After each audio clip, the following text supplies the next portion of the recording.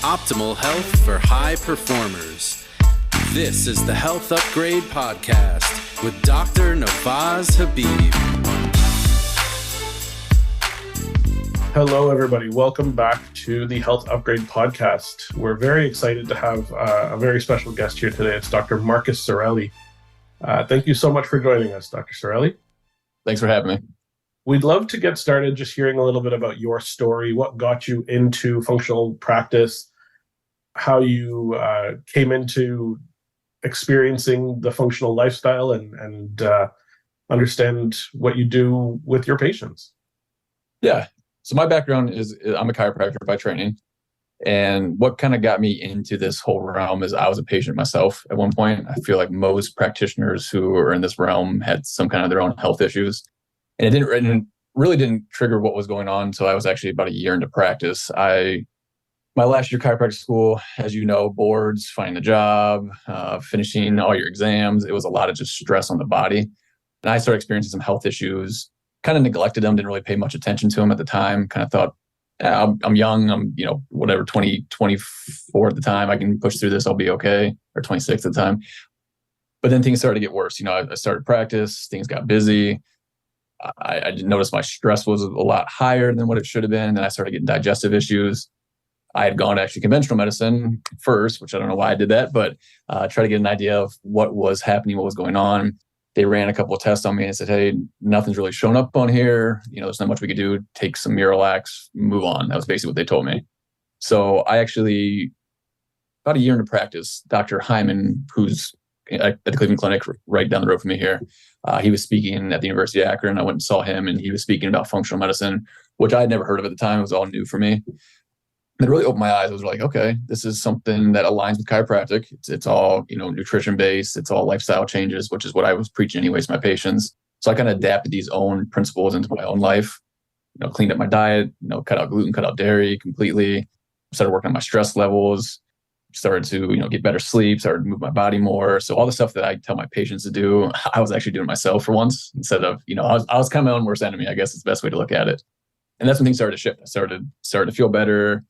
What I didn't realize though was that what was actually driving everything was kind of chronic stress in the body, just because of the boards, the finals, and then starting to practice. It was just a lot at one time. But yeah, it was the chronic stress that was driving my GI issues, my brain fog, my fatigue, all these symptoms that I was having. So once I realized how powerful functional medicine was, that's when I really adopted that, added that to my practice, and it's kind of been looking back since then. A lot of parallels between your story and mine. Both chiropractors by training, both had our own health issues, both introduced to functional medicine by one of the main gurus in the functional space right now, and utilize the tools to fix ourselves. And so it's a really cool thing for me to hear the story from your perspective.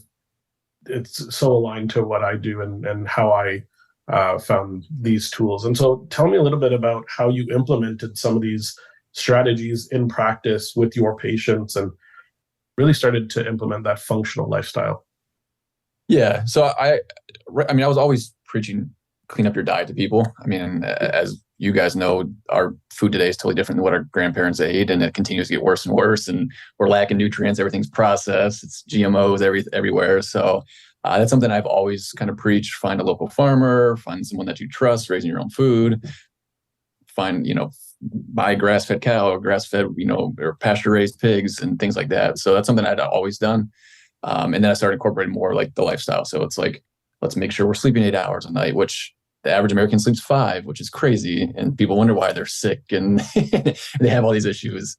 The average person's sitting all day for at least 8 hours, and they go home, they sit on the couch even longer. So I started, incorporating like, let's get some movement into our daily routine. But the biggest thing was I was always looking for, because everybody's under stress, no matter who you are. Even if you say you don't have stress, you have stress. You're lying to yourself if you say you don't have stress.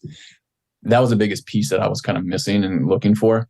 And I'd always knew about the vagus nerve, but never knew, what can I do to stimulate it? What can I do to help people shift back from that, fight or flight into that rest and digest state? So the more I was learning, more I was kind of researching on my own. The vagus nerve kept popping up. And I started real basic. Started with box breathing exercises and cold therapy and humming and chanting and gargling, the basic stuff. And now I know about this vagus nerve stimulator, which is a great thing and it's very powerful. So trying to incorporate that more. But those small changes actually make a huge difference. I mean, an amazing difference with people, especially from a stress standpoint. And a lot of the patients I see are high anxiety, a lot of digestive issues, which that's that vagus nerve firing more than what it should, and that fight or flight state. So really working on that's been a real game changer from a patient perspective too. Yeah, I love the fact that you're recognizing that it doesn't have to be dramatic changes in your lifestyle in order to affect really large changes. We often talk about the fact that the first 20% of your effort does 80% of the benefit, or it gets 80% of the job done. That's really true in this situation as well. One of the little things that I like to talk to people about is the parallel to training for a marathon. So I don't know, other people are just going to be listening to this or not seeing you. You look like you're in pretty good shape. And, I'm a runner and I've done a few marathons. And in the training for them, there's a technique called the Callaway technique, which is you run for 9 minutes and walk for 1 minute. And it seems like, wow, you're going to be walking, 20 plus times during this race. How are you possibly going to get a good time? And it turns out that 1 minute of walking that allows your body to not so much rest because you're still moving, but it allows it to help get rid of the lactic acid buildup that's in the muscles. And even though it's just 1 minute every 10 minutes, it can completely change your experience of running long distance. I say the same thing to people who are living in this Western modern world where you have stresses and you're constantly connected and you're always having demands on you, whether they be work, family, personal, otherwise. And what I tell people is, I said, just look at the clock, and when it gets to 9:55 in the morning, 10:55, 11:55, take the 5 minutes from 9:55 to 10 o'clock and do that every hour. And just during that time, do a little check-in. Check in with your body, check in with your mind, check in with just something as simple as, do you have to go to the bathroom? Have you been waiting to go to the bathroom for 3 hours? That's not such a good thing. Go to the bathroom. Or do you need a drink of water? Do you need to stretch? Do you need to, and in fact, I would suggest doing some stretching, doing some deep breathing, doing something during those 5 minutes to let your body come down off that stressed state where you might be grinding your teeth even, and chill out. And when you do that, that allows your body, even just for a few minutes, to be in that rest, digest, and restore state. That can be enough to hit the reset button and allow your body to handle the stress. Absolutely. Yep. And don't get on your phone. I tell people that all the time. You're going to use 5 minutes to stay off your phone. That's not a relaxing thing. That's going to cause more stress. So, but I agree with you. And that's what's 5 minutes. 5 minutes is nothing, over the course of your day. That's not much at all. You're going to get that back in the next 15 minutes easily, because you're going to be more focused. You're going to be more creative, more productive. So don't view it as a lost 5 minutes. View it as a gained hour or two by the end of your day because you took the time. Yep, absolutely. I agree with you there 100%. So with respect to diet and some of the things that because that's clearly where you started, what are some of the things that you're suggesting? You clearly said avoid, GMO food, get something that's really still got the nutrients in it, local farmer, that sort of thing. What are some of the things you advise people, and how do you get them to do it? What are some of your tricks to get people to do that? Because changing diet is a very difficult thing to get people to do. That's by far the hardest thing, for sure. I mean, no doubt about it. Especially today, because there's so much confusion. I mean, there's a million diets out there. And I had a guy come in, I'll never forget this. This is probably a couple months ago. He ate nothing but potatoes for like 3 weeks straight. I'd never heard of this diet before. I thought I heard of everything. And he only ate potatoes. And I'm like, oh, but I lost 40 pounds. And I was like, well, how do you feel? And he's, well, I feel like crap. And I'm like, well, no kidding. What do you expect? I mean, that's going to be, yeah. But the easiest thing, what I usually start people with is more like a paleo type diet. That's kind of my shift to go towards, because then you're eating, you're cutting out the dairy, the gluten, and the sugar. Those are the big three inflammatory foods. I always start with those. And I tell people, I have a pyramid, a picture that I show them. This is by far the easiest diet we can start with. We can always get more restrictive, but let's start here. Let's see how your body reacts, see how you respond. I always provide them with a ton of resources. So recipes, a shopping list too, because I try to make it as easy as possible for them. If it's a male patient, I try to bring the spouse in, because usually she's the one that's doing the cooking, or at least contact her, have my nutritionist contact her, so she's kind of aware of what's going on too. But that's where I usually like to start. It's more like a paleo type diet. This way I'm removing those inflammatory foods. increasing water intake is a huge one. So many people are chronically dehydrated and have no idea. And that's leading to a lot of these digestive issues and brain fog, fatigue, things like that. But yeah, that's where I like to shift. And then I'm always trying to sprinkle in, let's eat local. Let's try to get what's in season as much as we can. People don't realize that once something's picked, say you pick an avocado, within 3 days, it's losing 30% of those nutrients. So you're losing so much. So by the time it goes from Mexico to Ohio and it sits on the shelf for, a week before you take it, you've lost 70% of the nutrients that's in there to begin with. So that's where trying to eat as local as possible is important. And I do have some local farmers and CSAs in the area, so I'm always handing out their cards to try to get my patients to kind of shift to them as well. One of the things about sugar, because I'm a big believer that there's 50 different types of sugar out there, and your body can use some of it very well, and it's actually useful. Other types of sugar are really toxic and are going to damage you. Unfortunately, most of the ones that are toxic and are being pumped into foods left and right by the big food companies. But I've recently, and this is really as a result of reading a book about mitochondrial health, been starting to use D-ribose as my sweetener, as opposed to standard Domino sugar. And I found that it has had a really positive effect on my endurance.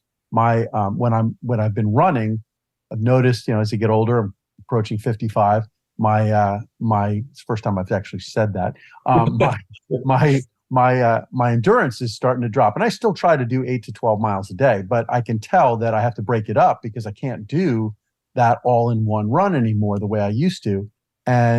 But just within the last several weeks to a month now, where I've been choosing D-ribose as my sweetener and trying to avoid all others, my endurance has gotten better.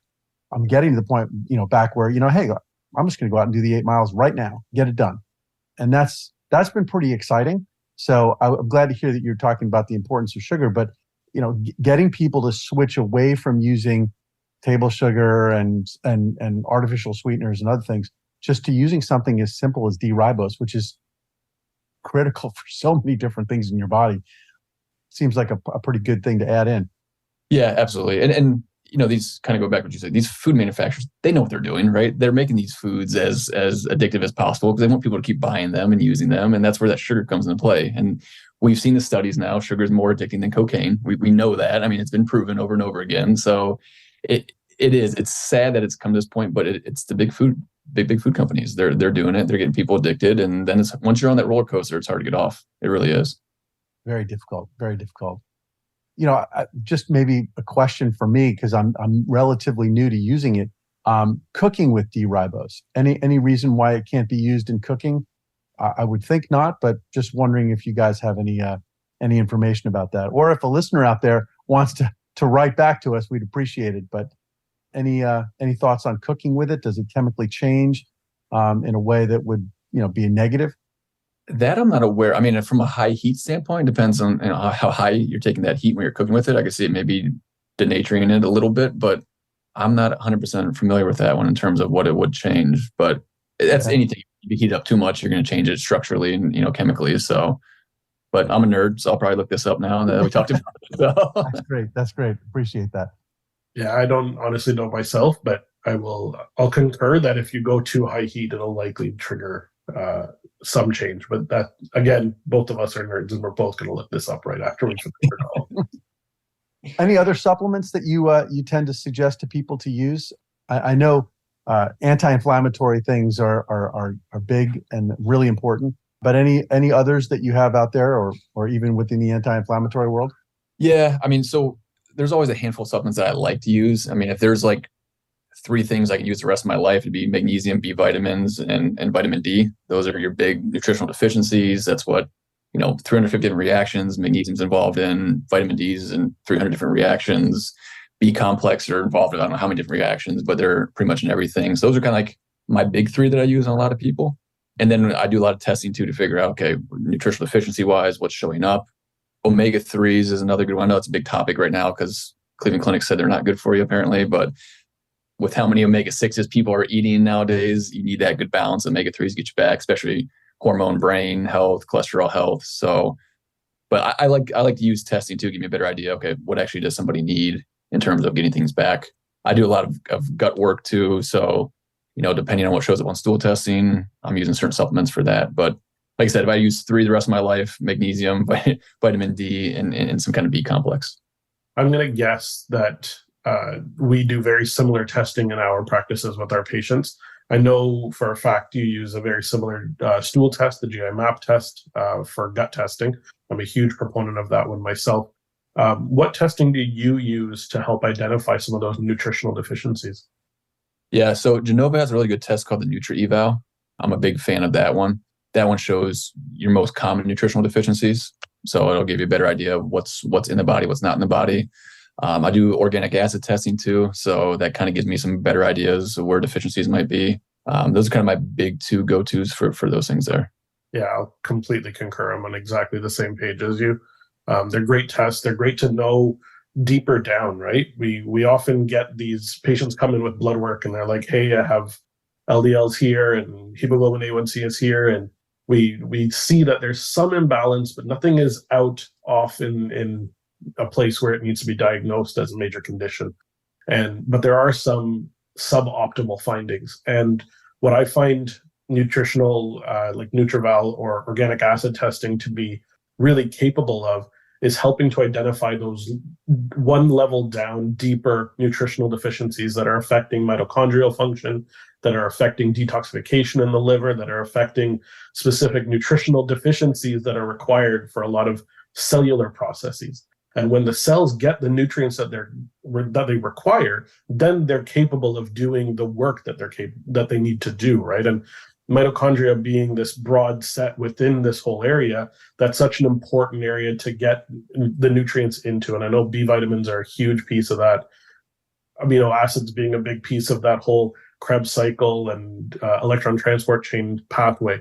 So I completely concur with regards to the testing and being able to identify what the reason for those suboptimal findings might be, or catching it before it becomes a finding on blood work.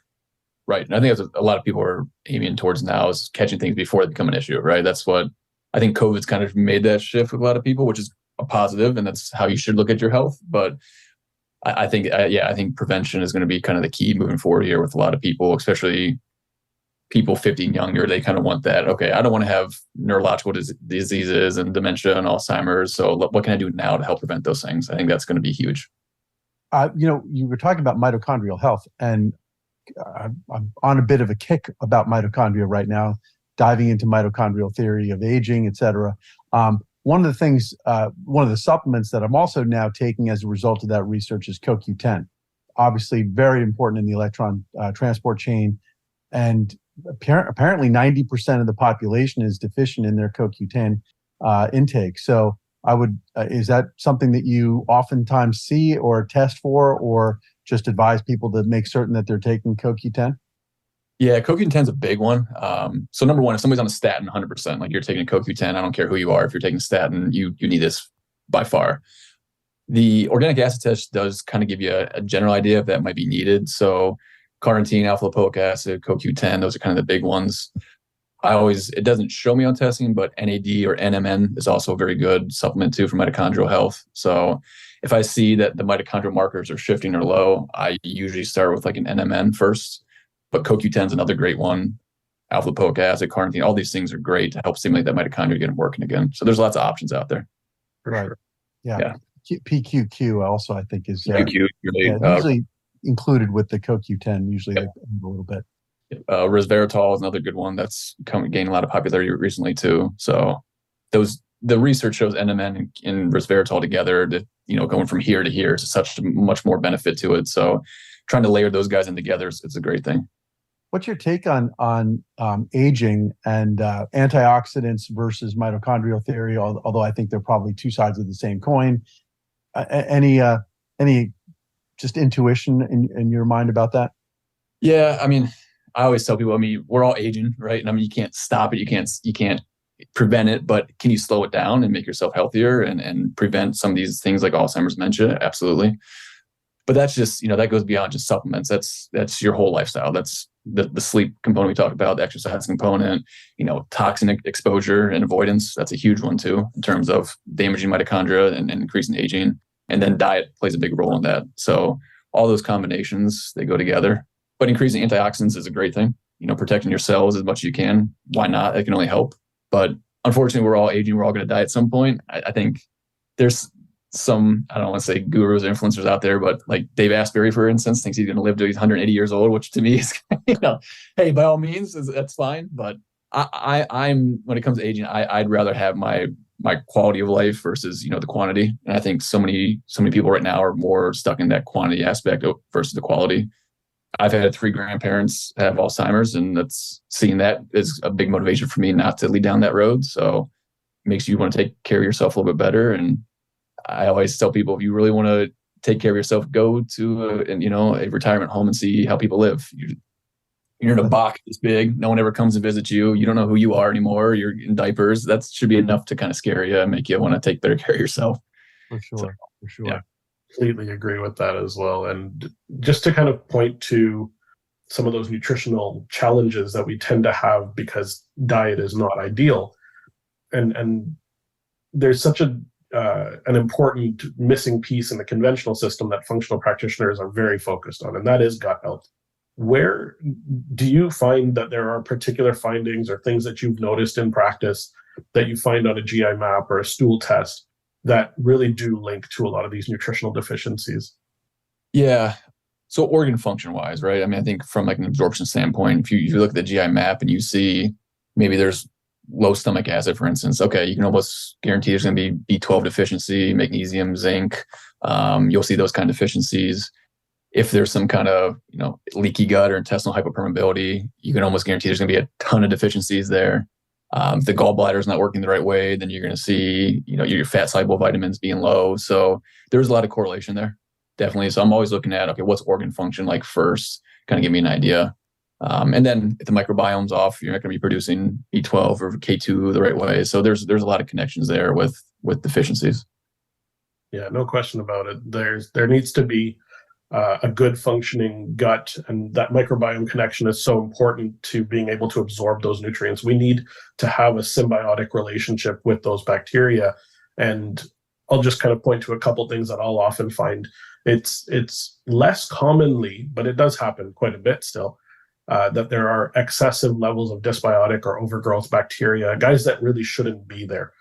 But what I find more often than not is actually a lack of the good guys, the keystone commensal bacteria, the guys that need to be there to help maintain that symbiotic relationship.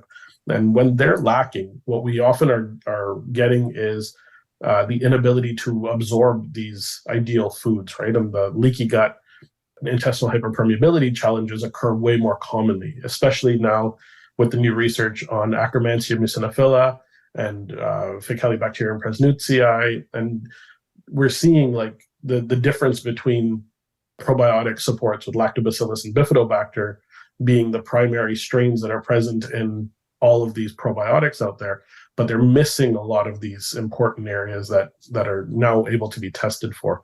So more commonly than not, I'll find that there are low levels of good bacteria, low levels of necessary bacteria. And when that happens, we then have poor organ function, poor absorption, and bigger challenges occurring. Yep, I agree with you 100% there. Yeah. Yep. And of course, leaky gut leads to inflammation, and inflammation is really at the core of every ill that we have. I mean, that's we wouldn't feel bad if it weren't for inflammation. We can have things going wrong with us that we don't feel, but it's when the inflammation arises that you actually start to experience and perceive the illness itself. So in terms of ways of reducing inflammation, what are some of the key techniques, key go-to products or go-to strategies that you use? Yeah. So from a supplement standpoint, I'm a big fan of curcumin, turmeric. Pure Encapsulation makes a really good product called Curcumazorb. That's probably one of my favorite ones. I tend to use that a lot. Your omegas are a good anti-inflammatory too. So I'm also a big fan of Boswellia, as long as the patient can handle it okay. So Boswellia, probably my number 2, number 3 anti-inflammatory that I use. But then, where's this inflammation coming from? What's driving it? A lot of times it's going back to that diet. What are you eating? What kind of inflammatory foods are you putting in your body? Where's that food coming from? What kind of chemicals is your body not recognizing and be able to break down that's driving that to begin with? So I'm always trying to preach, all right, let's start with, a good clean diet first, reduce as much inflammation through that, and then we can kind of layer those supplements on top of it if we need to. Excellent. Anything that you think from a lifestyle change? I mean, exercise is obviously good, sleep, things like that. Anything else that you suggest to people? I mean, obviously getting people to gargle for 20 minutes isn't the solution usually, or Gregorian chants. But what other things do you suggest? Yeah. So kind of going back to even that vagus nerve shift and back from an anti-inflammatory standpoint, take your nice hot shower, the last 30 seconds to a minute and a half, end it with cold. That's an easy, simple thing that you have to build up to, because I know it's a little painful at first and nobody likes that, but that's an easy thing to add in. And then I'm a big fan of doing some kind of breathing exercise too. And really, you don't need much, 5-10 minutes a day, some kind of breathing exercise, kind of shift you back into that rest and digest state, which is also going to help reduce some inflammation in the body. So those are kind of my easy, and these are free things too. People don't realize you don't have to go out and spend, $100 on supplements to do these things. These are easy and free, and you can do them at home. It's sort of that Paleolithic diet extrapolated to your whole existence, recognizing that most of what we do in our lives, from what we eat to how we exercise to how we sleep to really even our social interactions with other people, all of those things are just different and have changed over the last 50 years. And I'm a big, I'm with you. I've often said that these phones, they're the reason why we're seeing this massive upshift in fibromyalgia, in chronic fatigue, and all of these other things. It's diet, yes, but it's also this having to be on 24/7 because you're instantly connected with everybody, but at the same time you're removed from them. I watch my own children sit around when they have friends over, typing on their phones while their friend is sitting right next to them, and I think to myself, that's not a human interaction. That's just bizarre. And I feel as if we get back to that sort of paleo lifestyle of, hey, go see your neighbors, go sit down and talk to them, eat, as you said, food that a local farmer produced that was picked yesterday and you're eating it today. Those things are, if we can get back to that lifestyle, sleep when the sun's up, sun down, and wake when the sun's up, that sort of thing is going to be a lot more healthy for our bodies, because that's how we evolved. We evolved in that kind of environment. We didn't evolve to be, sitting up at midnight, typing away on a computer, staring at a screen that's 10 inches from our face for hours on end. That's just not normal. Yep. And I think you saw a big shift for that, kind of, not to go back to the COVID thing, but now people working from home, right? I mean, you used to go in 9 to 5, you'd be done, you go home, work's done for the day. Now it's people don't turn it off. They're working until 10 o'clock at night, and they're more stressed than ever because they feel like they can't be turned off. It's just, there's the next deadline to meet. There's always something to do at work. So it's very dangerous. That working from home thing is, people think, oh, it's so much more convenient. But at the same time, what are they really saying that it's convenient for? It's convenient for doing more work. It's for rolling out of bed and not even having a chance to take a shower, or have a decent breakfast because you're in front of a Zoom call, and doing things that just Mother Nature didn't intend for your body and your metabolism and your mind to deal with. You need to have that downtime. You need to have that time of walking a mile to go see somebody because you need something. We don't do that anymore. We order it by Amazon and it's airdropped to us by a drone. That's not the way. It may be convenient. It may be efficient. We got to find ways to either get back to the way we were, or if we can't do that, and I recognize that most people are going to say, well, that's just, that's like being a Luddite. We're not doing that. But then let's find some ways that we can at least incorporate some of that efficiently into our lives so that we can be more productive and healthier. So, I realize we talk about that a lot, but social interaction is a big key to that. Having positive social interactions with people. Absolutely. My wife and I, we were in Europe not too long ago, and you see more of that lifestyle there. People aren't as nearly connected. you're averaging 12 miles a day, if not more than that. And people are sitting down, they're having their coffee. They're taking an hour and a half to drink their coffee in the morning. Then no one's in a rush. Their food's local. So, can we still adapt those principles and still function as humans? Yeah, absolutely. Why not? It's just the stress, I think, of the American lifestyle. I think it's a lot different here than you would have in other parts of the world. And we, like you said, we have to go back to those things, or else we're going to continue to get sick and no one's going to get better. So, which is job security for us, but it's not a good thing for the rest of the world. No, it's interesting to see the types of diseases that people are complaining about having now that just don't exist in places like South America and Africa and Southeast Asia, where people have a much more, what we call sort of a third world lifestyle, but it's more the original lifestyle of, not being connected by phone so constantly, not eating processed foods, not eating, not staying up, with electric lights until, 1:00 in the morning in front of a computer. They're living a different lifestyle, and they're not getting fibromyalgia. They're not being diagnosed with chronic fatigue. It's non-existent in those communities. As migraines and gastrointestinal problems like IBS, they just don't exist. Depression and anxiety levels are nowhere near as high. We have levels in the United States right now where I think depression is 1 in 10 and anxiety is 1 in 5. That's a terrible plague, if you will. And we need to figure out how to break it. And I don't think the solution is going to be accepted to simply change everything back to the way it was in the 1840s. I think what we need to do is figure out ways in which we can, using technology or using, just knowledge, shift our bodies back, even if we don't have to shift back entirely. And I don't know that working from home is the solution. No, it's making things worse. It definitely is. So do you see a lot of that in Ohio where you are? I mean, obviously we're in 3 different locations: Toronto, Florida, and Ohio. Do you see that? And when you talk to your colleagues in other locations, do you see a difference of the problems that they're dealing with, or is it just everywhere at this point?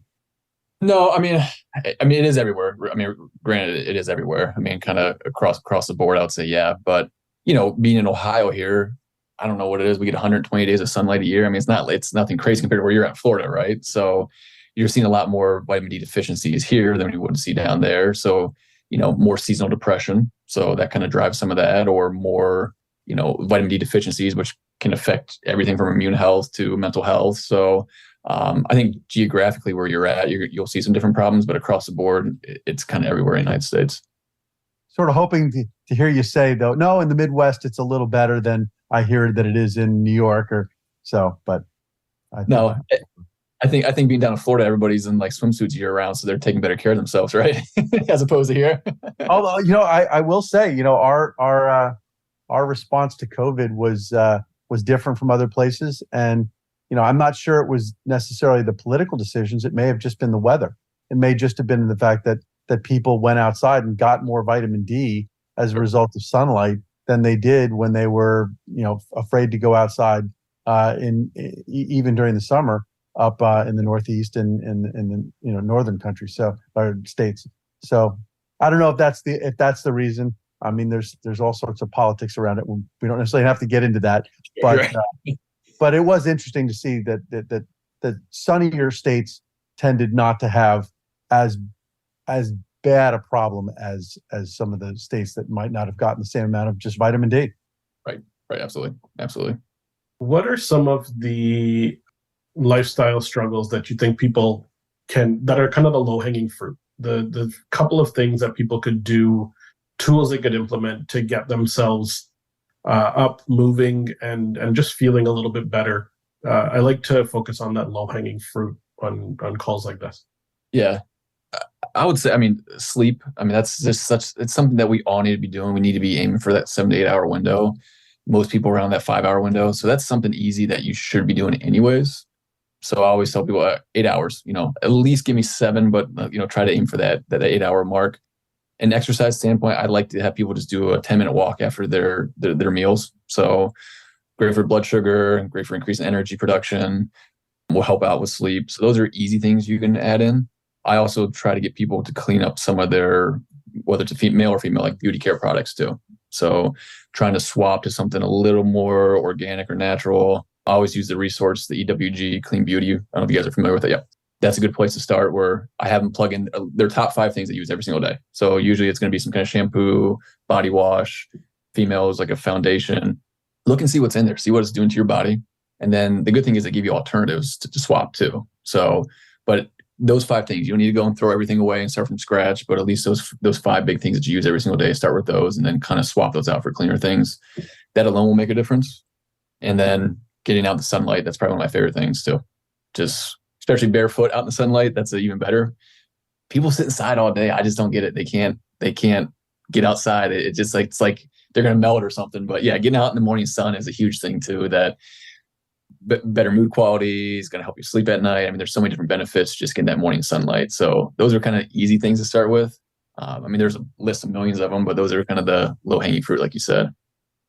What are some of the stories that you can share with us about when patients adopt the suggestions that you give them, and how, some miraculous turnarounds that you've seen? I mean, we've had a few other people on the podcast who've shared some pretty remarkable stories. So, the good and the bad, if you can give us a few that we can sort of dig into and think about and talk through a little bit. Yeah. So I just had a patient last week. I love this story because this is a great one. 24-year-old female. She's a firefighter here in town. One questionnaire that I always use is called the ACE study. I don't know if you guys are familiar with that at all.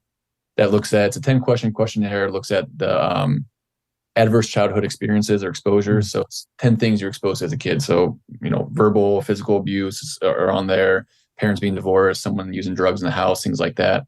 So I use that kind of as a screen to give me an idea, okay, how much childhood issues am I going to have to work through and deal with, and how much can I actually help this person too?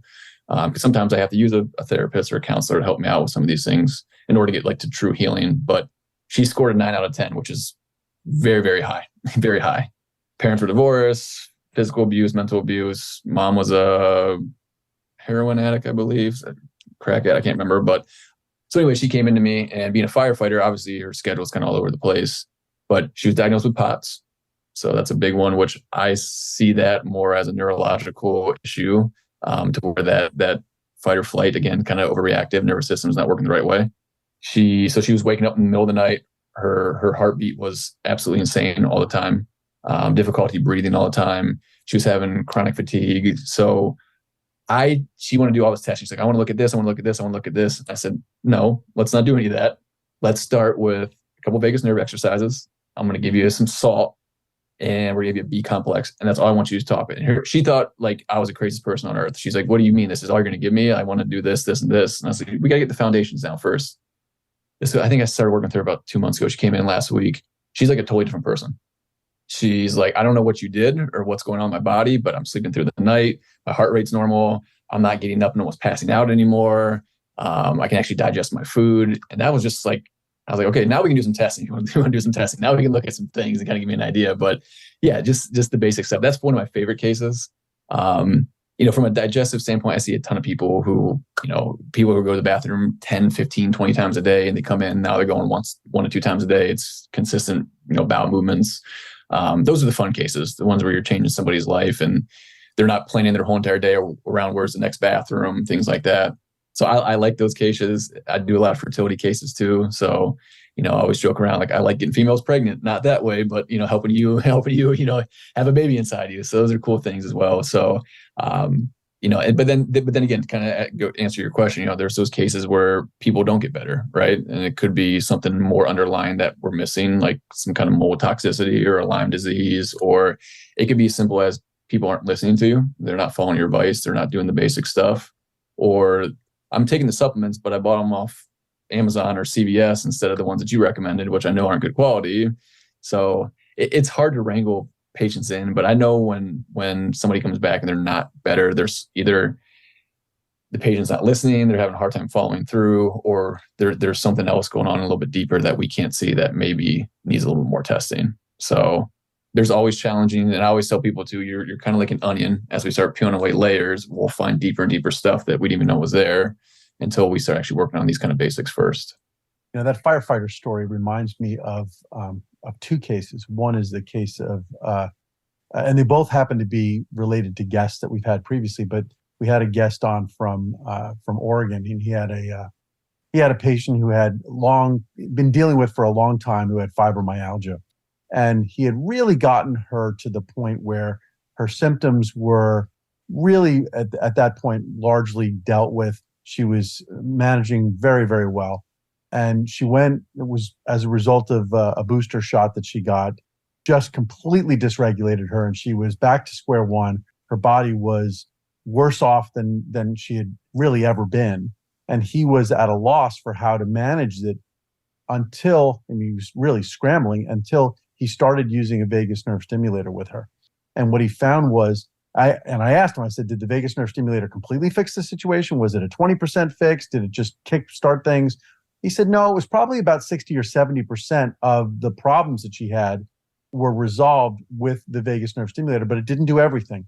But what it did do was it made everything else that we were doing work. Whereas none of those things were working prior to using the vagus nerve stimulator because the fight or flight system was so strongly engaged that it was impossible to affect any benefit with other things that should have been helpful. And I that really stuck with me because it was, as you said to the patients, like, let's get the foundation working first. Let's get that fixed. And the way I think about it is, if you're trying to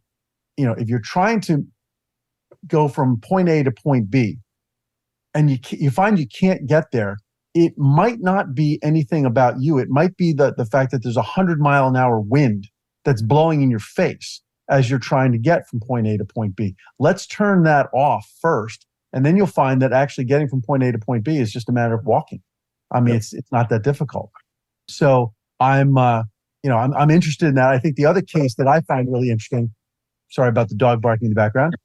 I am at home, but one of the things that I find, was we had a nurse practitioner who has joint hypermobility, Ehlers-Danlos syndrome. And she was really a textbook case of all the different problems, neurologic, physiologic, digestive, reproductive, that come along with that. And when she was introduced to vagus nerve stimulation, she sort of sought it out. She herself had already figured out that was going to be beneficial. But it had such a transformative effect on her, everything from food sensitivities to hot water-induced POTS to, frankly, she ultimately was able to get pregnant and have a child. And she credits all of that to literally getting that basic state of her body into a different mode.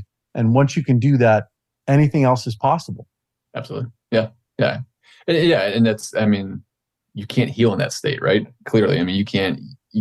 Can you get a little better and see some improvement? But yeah, if you're not shifting your body all the way back to where it needs to be, you're never gonna get 100%. Yeah. Unfortunately, I think a lot of medications that are out there right now are designed to mask symptoms as opposed to truly get to the underlying problem and fix it. And I think that masking a problem is impossible if it's like trying to put a Band-Aid on a stab wound. It's not going to work. The problem goes much deeper, it's much bigger, and it's not going to help. So I'm a big believer in getting to that root cause, which I know is sort of at the core of what you guys do. But I think that we have to identify what that root cause is. So for me, the root cause is sort of this triangle, if you will. You have the autonomic nervous system, you have your immune function, and you have your mitochondrial health.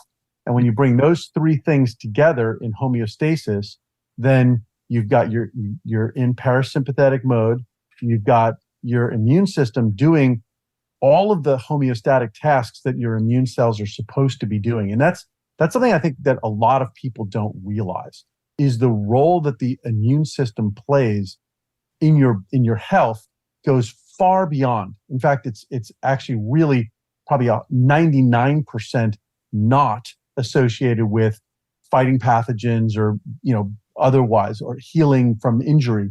It's maintaining the proper function of all of your tissues in your body, whether it's your brain, your digestive system, your liver, your heart, your blood vessels, even your bones. all of that is really being maintained by your macrophages. They're members of your innate immune system, and we talk about it a lot. But getting them to function properly and getting them to be able to function properly because you're in oxidative phosphorylation, it's working very efficiently. Your mitochondria are not under stress. But if you get into that inflamed state, that parasympathetic or the sympathetically activated state where you're in fight or flight mode, everything just devolves. It's just a state that if you're in that mode for too long, you are going to be ill. You are going to have problems. Your systems are going to be degenerating. You could make yourself prone to all sorts of different conditions, even beyond things like fibromyalgia. I mean, to really horrible degenerative neurological conditions and cardiovascular health problems.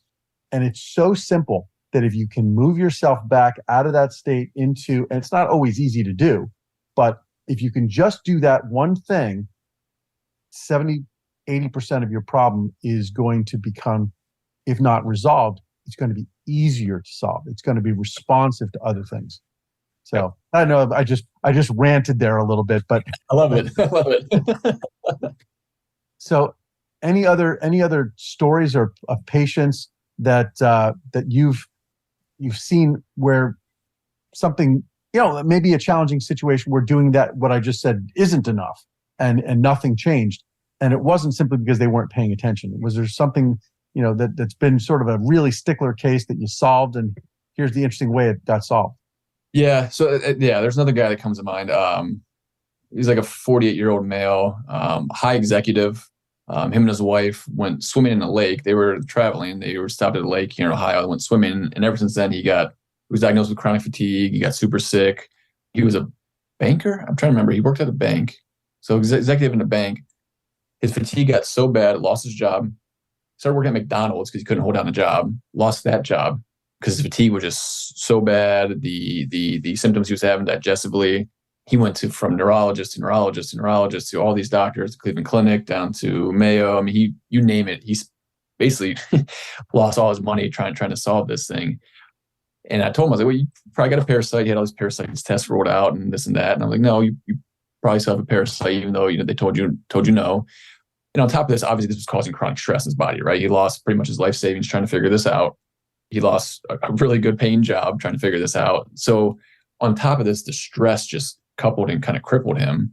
So we started working on doing some parasite cleansing, things like that. He was getting better.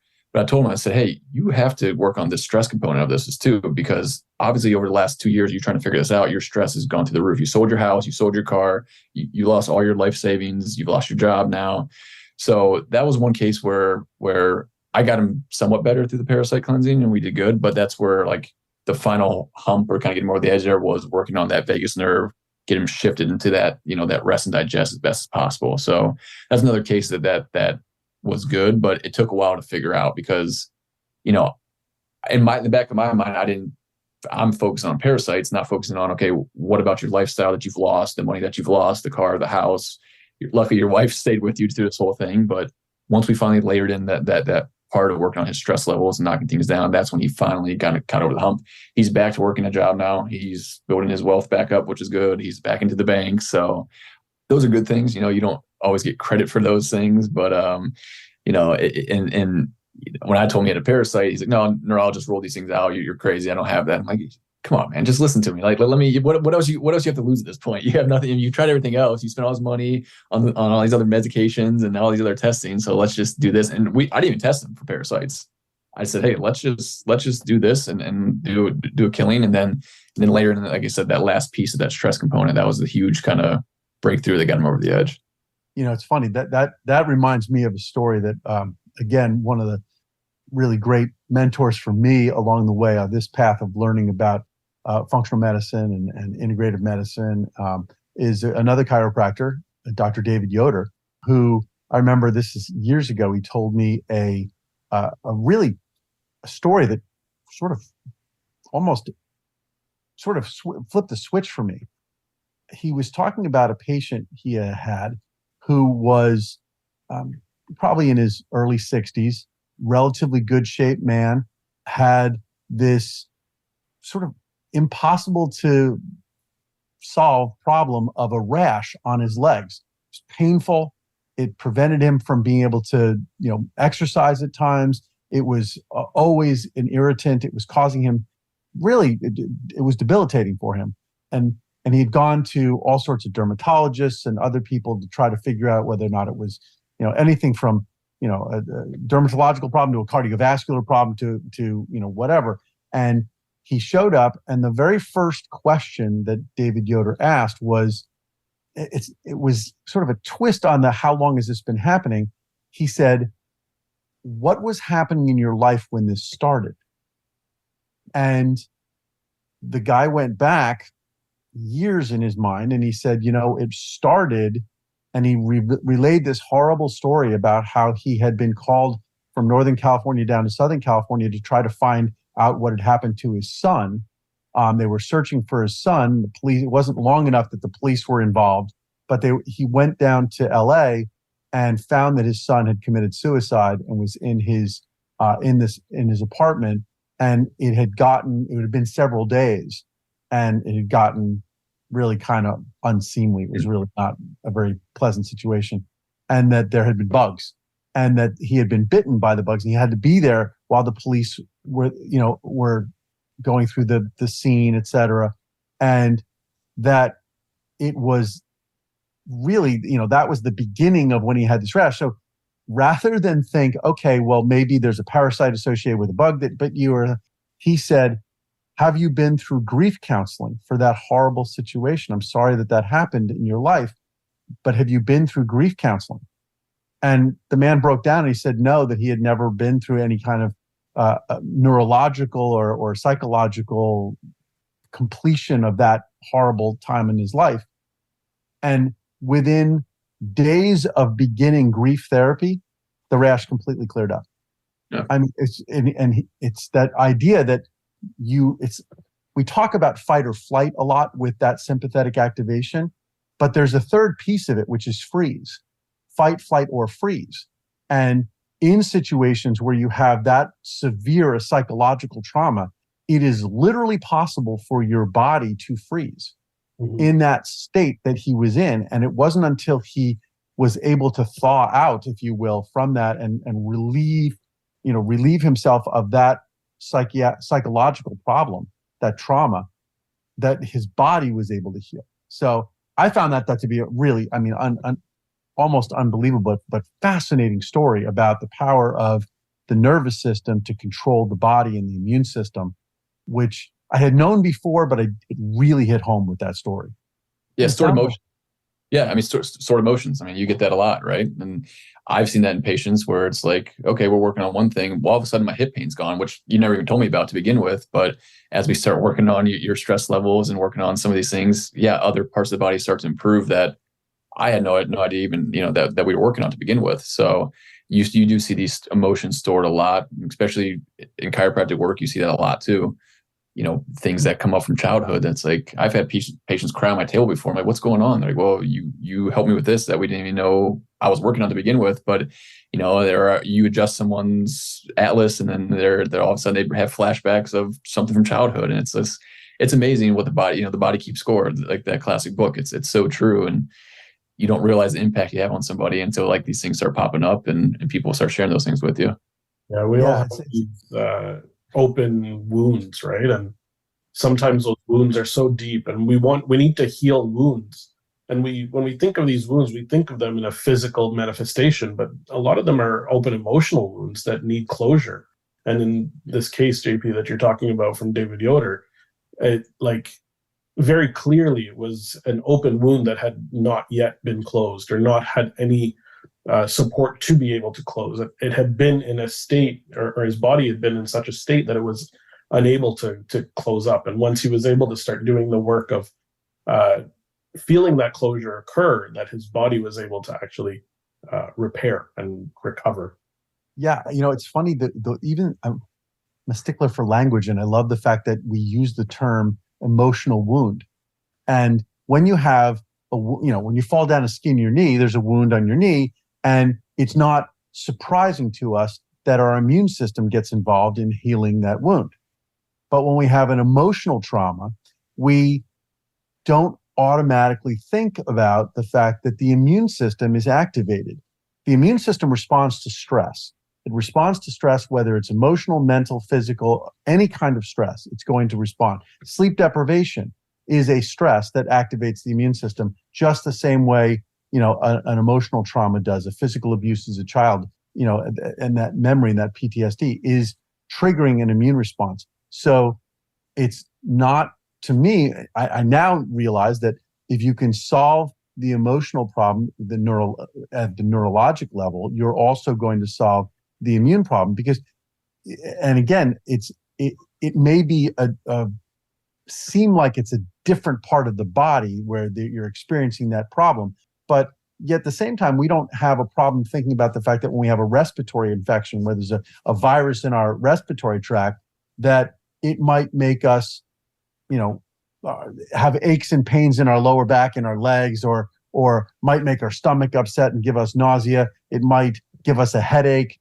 Why is a virus that's sitting here somewhere in our trachea causing my ankle, to hurt the way it did when I sprained it 4 years ago? Why am I suddenly having these pains? It's because inflammation isn't just localized.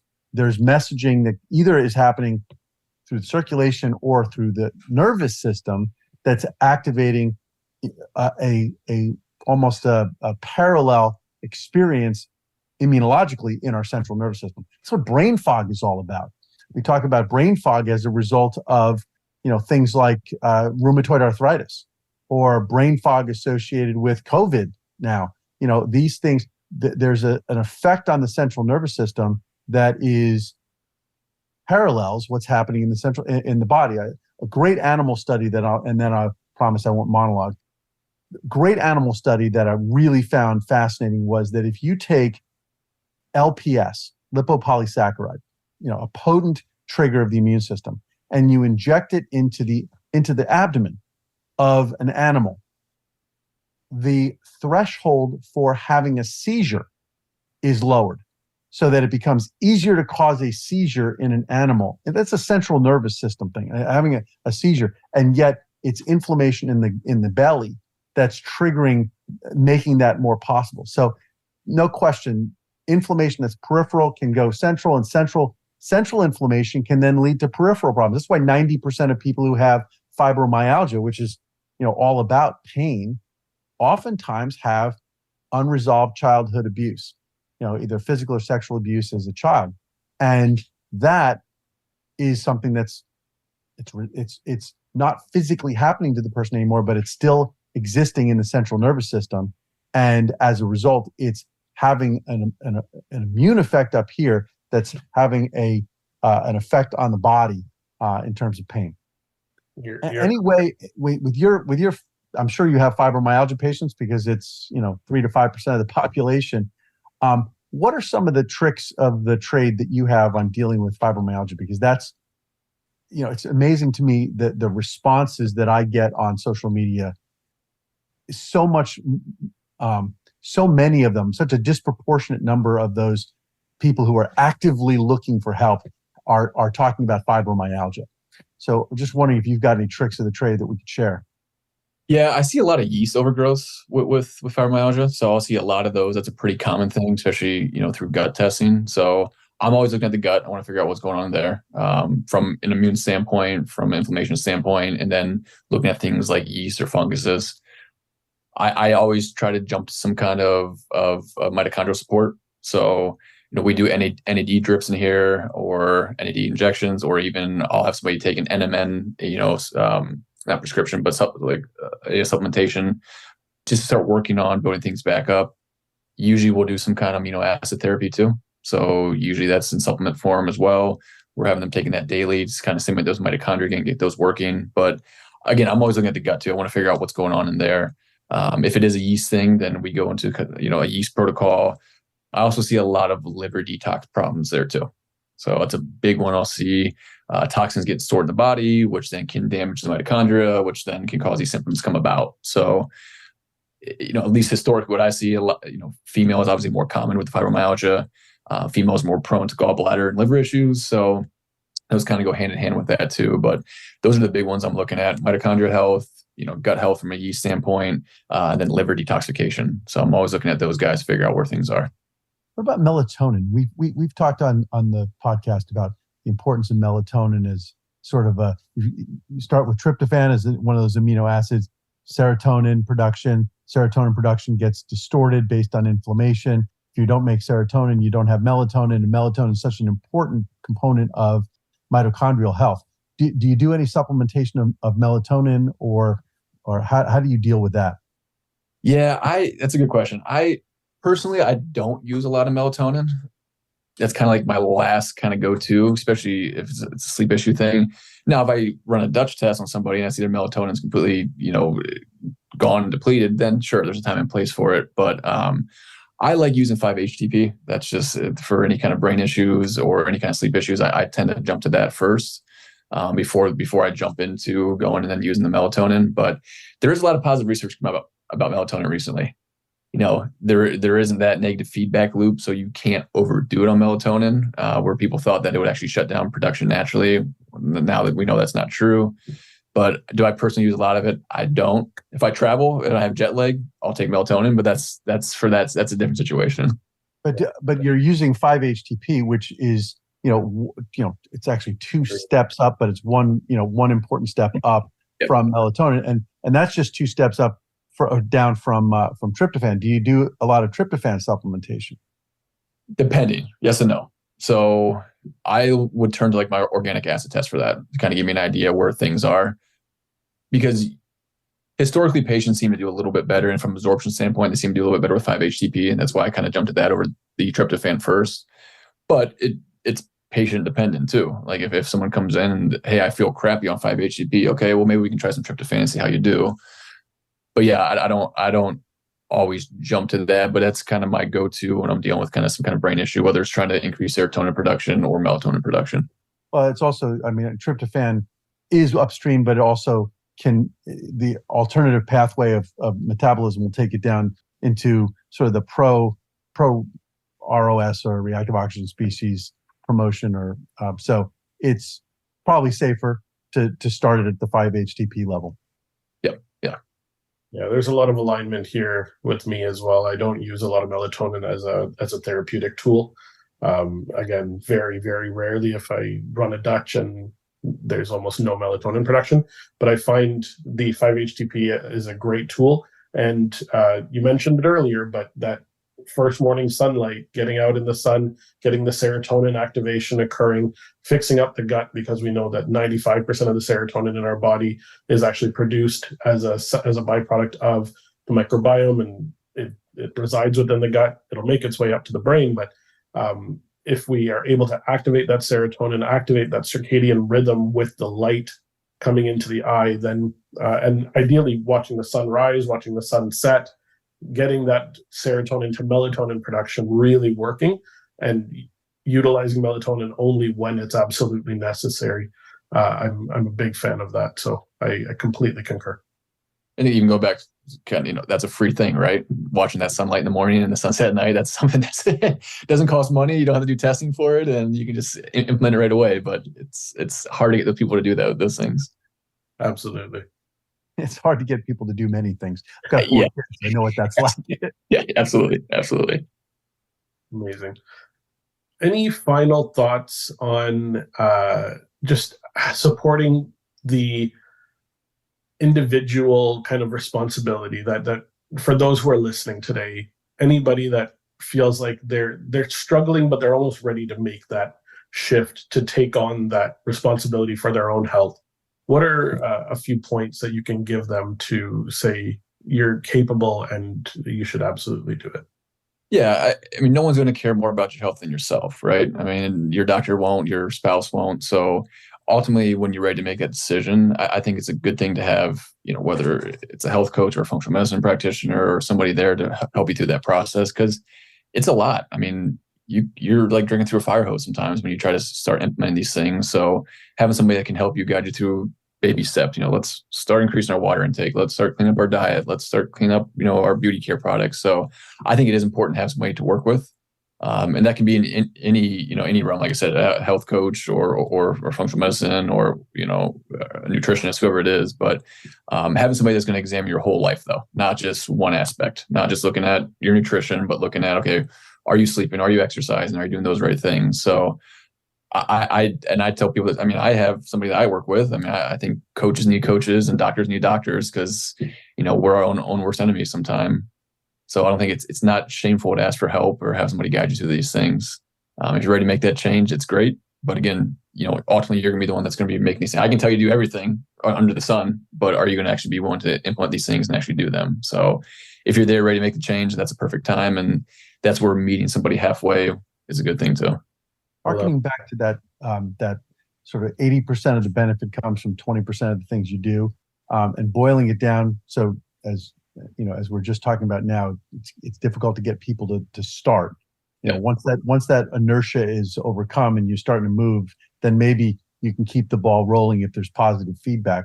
What would be, if you had to boil it down to, and I think you've sort of hinted at this earlier, but if you had to boil it down to the top 3 or 5 things, on one hand, what are the, what's the thumb, the index finger, write down the top 5 things that you say to people, you got to do this. It's relatively simple to do. Maybe it's walking around with a water bottle and making certain you're drinking from it all day. Maybe that's one. But what are the 5 things that you would say, these are the easy things to do? You're going to get a huge percentage of the benefit that we're looking for out of just these simple 5 things. You could put it on a slide and put it on Instagram and say, this is all the teachings you need. Just do these 5 things. Sort of like, so Hippocrates said,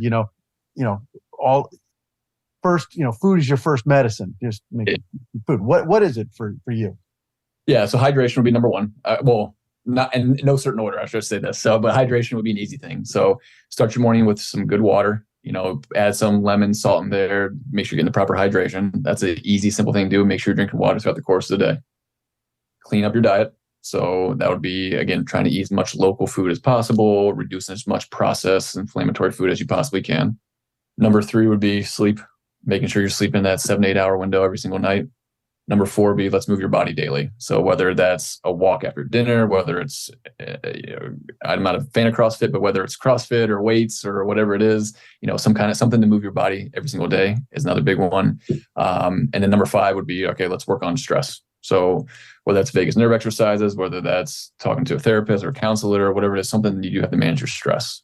And I had to add in, if I threw in a pinky on the other hand, I would say watch toxin exposure too. That'd be my number 6 thing.